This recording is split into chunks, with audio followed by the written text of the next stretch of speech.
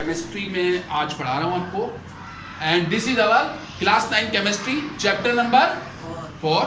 The name of chapter is chemical bonding and our today question is define the formation of caution of potassium. Potassium क्या है? एक periodic table का element है. ये क्या है? एक मेटल है. और पोटेशियम को किससे जाहिर करते हैं? के से. किससे? के से. इसका जो एटॉमिक नंबर है वो क्या है? वो है 19. क्या है? 19 इसका एटॉमिक नंबर है. ये पीरियोडिक टेबल में होता है. पोटेशियम एक क्या है? मेटल है. इसे हम किससे जाहिर करते हैं? के से. ओके. तो हम इसकी क्या बनाएंगे? हमें बताना है इसकी काशन. काशन का मतलब होता है इलेक्ट्रॉन देने वाला एलिमेंट. जो मेटल होगा वही इलेक्ट्रॉन देगा. नॉन मेटल इलेक्ट्रॉन नहीं देगी. नॉन मेटल हमेशा इलेक्ट्रॉन लेगी. तो इलेक्ट्रॉन देने से कौन सा आयन आता है? प्लस. और इलेक्ट्रॉन लेने से कौन सा आयन आता है? माइनस. तो today suppose that this is the nucleus of potassium ion. और न्यूक्लियस में कौन सी दो चीजें होती हैं? न्यूट्रॉन और प्रोटॉन. प्रोटॉन न्यूट्रॉन कहाँ होते हैं? न्यूक्लियस के अंदर. और इलेक्ट्रॉन कहाँ होते हैं? न्यूक्लियस के बाहर होते हैं. ऑर्बिट्स में होते हैं. ठीक है. तो हमारा ये फर्स्ट शेल है. How many electrons will be come in this first shell? 2 electrons. So I am deploying here 2 electrons from cross से जाहिर कर रहा हूँ. ठीक है. क्योंकि इलेक्ट्रॉन देगा तो मैं इसको क्रॉस से, अगर इलेक्ट्रॉन लेता तो मैं डॉट से जाहिर करता. ठीक है. तो ये पोटेशियम जो है पहले शेल में कितने इलेक्ट्रॉन आ गए? 2. एटॉमिक नंबर है 19, यानी कि 19 इलेक्ट्रॉन इसके पास हमें पूरे करने हैं. तो पहले शेल में कितने आते हैं? 2 इलेक्ट्रॉन.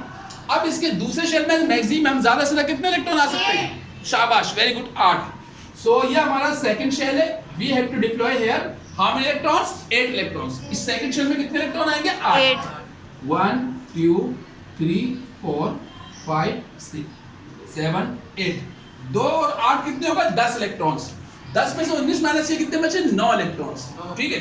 तो लाजमी बात है इसके थर्ड शेल में ज्यादा से कितने इलेक्ट्रॉन आ सकते हैं? 8 ही आएंगे. तो हम थर्ड में 8 बनाएंगे और 8 इलेक्ट्रॉन जो बचेगा वो इसके फोर्थ शेल में लगा देंगे. वो वैलेंस शेल होगा. तो थर्ड शेल में भी 8 इलेक्ट्रॉन आएंगे. ओके.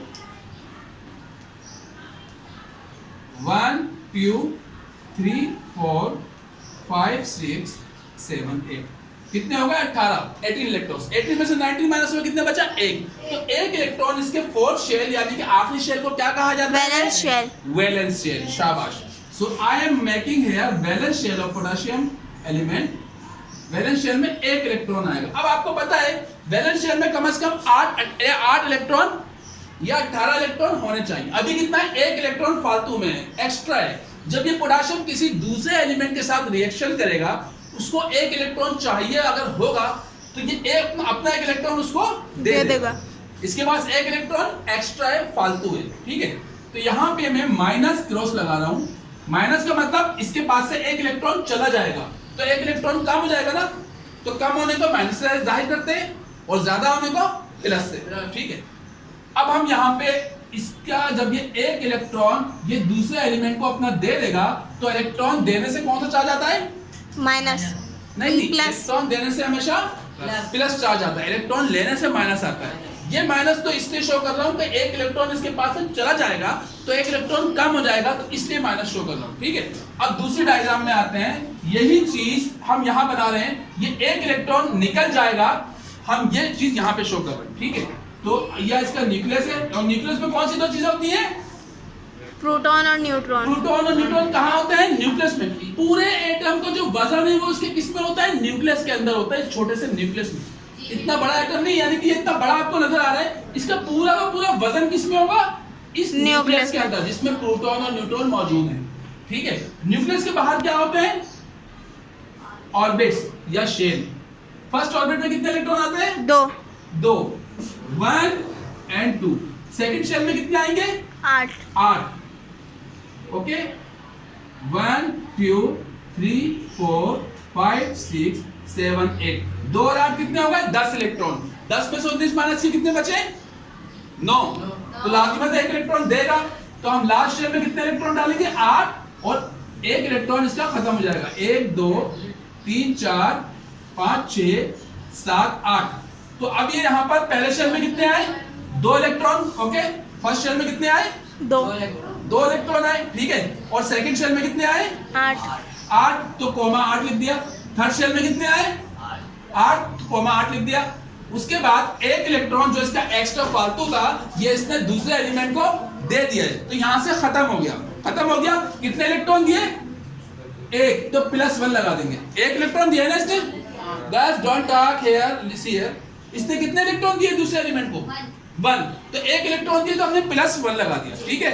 इसके पास पहले कितने थे, पहले 19 इलेक्ट्रॉन थे ना, पहले शेल में कितने थे 2, दूसरे शेल में 8, तीसरे शेल में भी 8 8 2 8 कितने हो गए 16 और 2 18, और एक इलेक्ट्रॉन एक्स्ट्रा था वो लास्ट बैलेंस शेल में था, तो ये जो एक इलेक्ट्रॉन फालतू था ये इसने दूसरे एलिमेंट को दे दिया।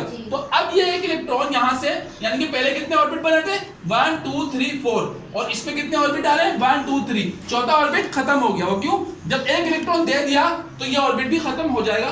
तो यहाँ पे कितने होगा इसके पास, पहले यहाँ पे 19 इलेक्ट्रॉन थे, 2 8 8 2 8 8 1, और अब कितने हो गए 2 8 8, 1 इलेक्ट्रॉन खत्म हो गया एक इलेक्ट्रॉन किसी को दूसरे एलिमेंट को देने से, ठीक है।